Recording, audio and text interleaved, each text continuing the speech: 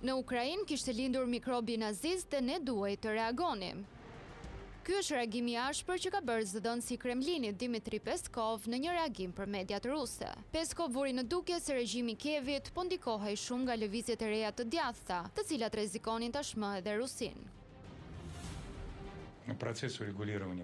Ukraina për fat të keq doli të ishte një vend ku farat e nazizmit filluan të mbinin më shpejt se në vendet e tjera europiane. Këta nazist filluan të ecnin përsëri me pishtar, të ngrinin duart lart, dhe më rëndësishmi ata filluan të ndikonin në qeverinë aktuale. Ne nuk mund të mos reagonim, dhe presidenti ynë bëri atë që duhej të bënte.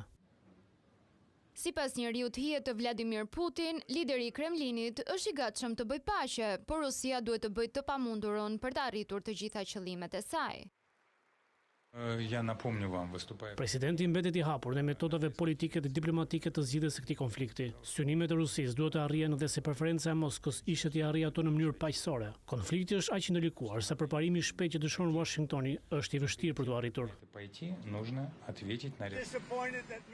Presidenti I SBA-s Donald Trump, I cili thotë se dëshiron që të mbahet mend si një paqebërës, ka thënë vazhdimisht se dëshiron që të jap fund luftës më shumë se 3 vjeçare në Ukrainë, të cilën administrata e tij tani e paraqet si një konflikt ndërmjetës midis Shteteve të Bashkuara dhe Rusisë. Por SBA nga ana tjetër vijon me përkthjeljen e Moskës.